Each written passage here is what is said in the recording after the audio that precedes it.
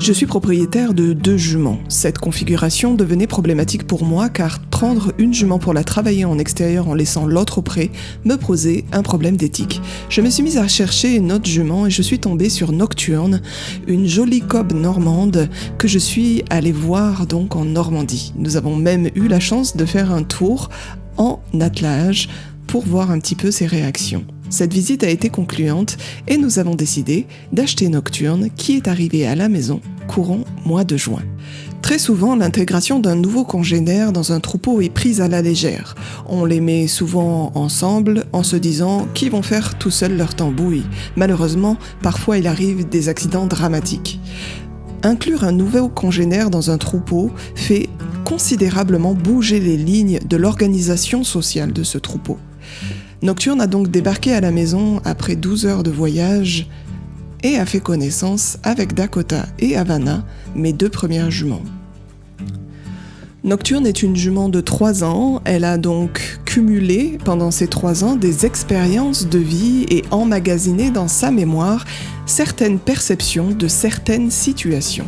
Possiblement, et je le sais déjà car je l'ai remarqué lors de la visite d'achat, cette jument est porteuse d'un niveau de tension relativement élevé. Ici, mes 2 juments peuvent observer Nocturne en toute sécurité, avec un couloir de séparation. Elles vont rester comme ça pendant plusieurs jours, le temps pour moi de faire quelques séances de complétion à Nocturne. Comme je l'ai expliqué dans une autre vidéo que vous pouvez trouver sur les réseaux, lors de la visite d'achat, j'ai pu constater tous les petits signaux qui m'indiquaient que la jument avait des tensions à évacuer. Elle se battait entre guillemets avec le mort, elle était très impatiente à la tâche, elle était envahissante et bousculait l'humain. Nous avons donc commencé par faire des séances de complétion pour l'aider à évacuer toutes ces tensions internes.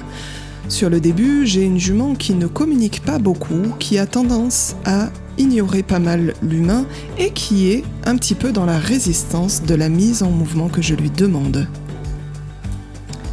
Très rapidement, je me suis rendu compte que la jument se contenait beaucoup et avait tendance à bouillonner de l'intérieur. Plusieurs appels à la charge et j'ai eu assez de mal à déclencher l'allure du galop.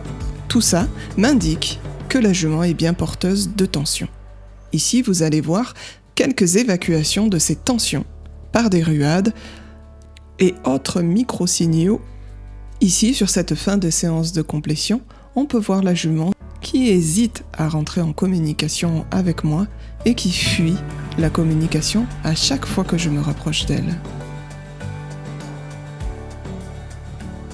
À chaque séance, on vidange un peu plus et je me rends compte que la jument a des réactions extrêmement fortes que l'on sent pas forcément venir, avec des pointes au galop absolument pas justifiées de notre point de vue et pour un cheval qui est naturellement bien dans ses sabots.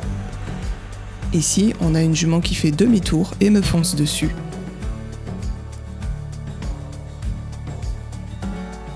Cela peut paraître anodin, mais ici, elle me faisait une petite charge.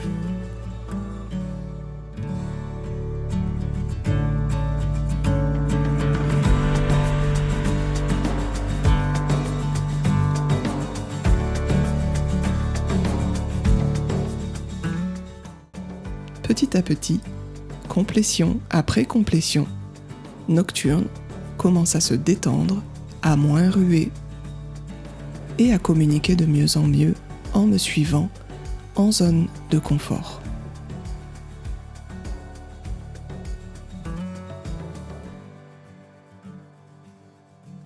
Le jour de l'intégration arrive.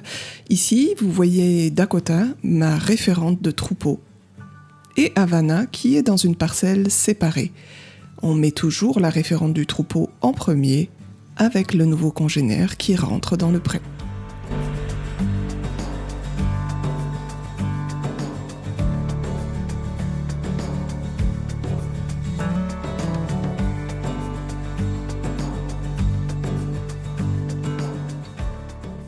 J'ai dû intégrer Nocturne avant d'avoir fini de faire sa totale complétion. Je ne suis donc pas à l'abri de potentiels schémas d'agressivité avec Nocturne et je vais le découvrir très rapidement. Ici, on voit Nocturne qui s'approche de Dakota, mais qui a tendance à un petit peu ignorer le contact, comme elle l'a fait un petit peu avec moi en complétion. Dakota va donc lui demander des comptes.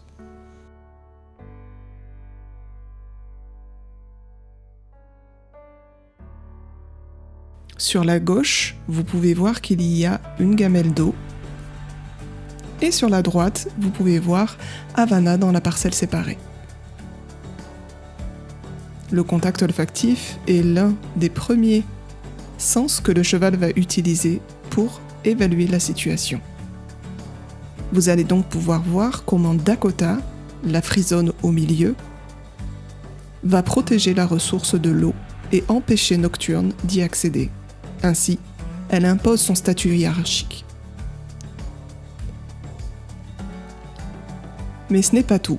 Dakota se met entre Havana et Nocturne pour lui montrer que c'est elle qui décide si elle rentre en contact ou pas avec Havana. On peut voir même Dakota qui jette un œil à Havana puis à Nocturne.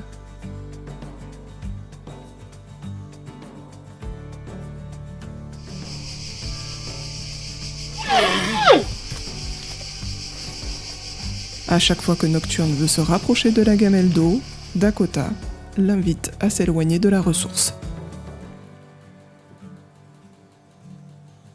Et lorsque Nocturne tente de s'approcher d'Havana,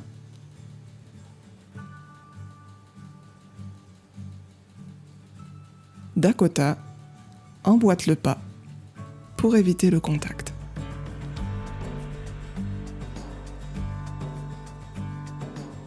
Et en profite pour faire un contact à Havana.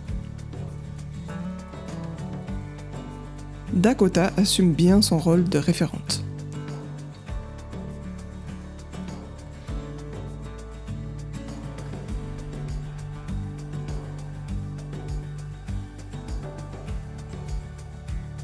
Nos chevaux domestiqués sont très souvent, de par leur vécu avec l'homme, porteurs de tensions qui peuvent exacerber leur réaction et leur agressivité envers les nouveaux congénères qu'ils vont rencontrer. Ainsi, on va toujours travailler la complétion dans le troupeau stable, mais aussi la complétion dans le cheval qui va intégrer le nouveau troupeau.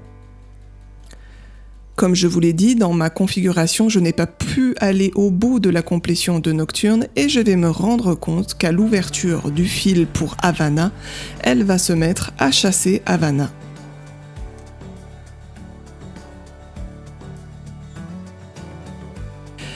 On est donc ici dans une agressivité congénère. Havana prend le réflexe systématique d'aller se protéger derrière sa référente.